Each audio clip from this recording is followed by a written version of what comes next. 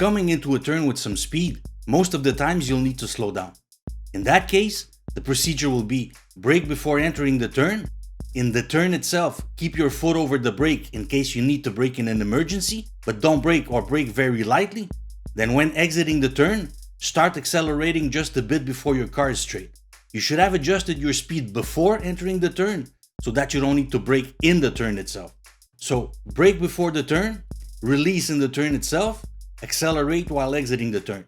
That's what you'll need to do most of the time. But that depends on how tight the turn is and how fast you're going when entering it.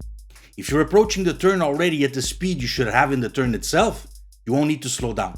Like in this 50 km/h zone, for example, where I'm already at 50 while entering this wide turn. Same thing for a very wide turn, even on the highway like in this situation. I'm already at 100 km/h, but I don't need to slow down since the turn is so wide. But if you live in a city like mine, where most of the turns are at 90 degrees or sometimes sharper, if you're approaching them at 50 km/h, you'll need to slow down.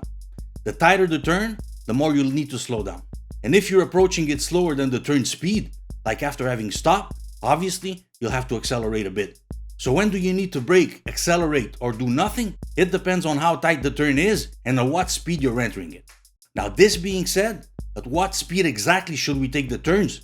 Now something you might have heard a lot, especially if you drive in a city where turns at intersections are mostly 90 degrees, is to turn at certain speeds, like for example 15 km/h when turning right and 20 when turning left.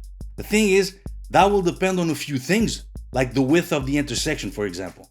The wider the intersection, the more distance you have to pick up speed. Also, when you'll be driving in roads where the curves are all different, you're not going to bring a spreadsheet with the speed for every single curve, are you? And most of all, one of the biggest problems with a lot of students is that they tend to stare at things for too long. For example, when they look at the mirror, they tend to stare at it for a second or two. And they also tend to stare at the speedometer when checking their speed. That's never a good idea, but especially when turning. If you get used to looking at your speedometer when turning, you won't be looking at where you're supposed to go. And that could be very dangerous in some situations. Like for example, if someone is crossing the street at the curve and you won't see them. So don't get used to looking at your speedometer when turning. Look at where you want to go, and your brain will coordinate your hands and feet.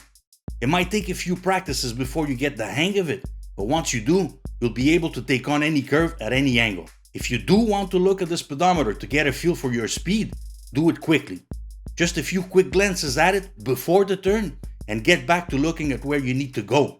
But I recommend you get used to adapting your speed by looking at the right place. Ask an experienced driver to tell you at what speed they do their turns, and they won't be able to tell you because they were analyzing the curve before turning and looking at the curve itself when turning, not at their speedometer. I hope you liked this video. Thanks for watching.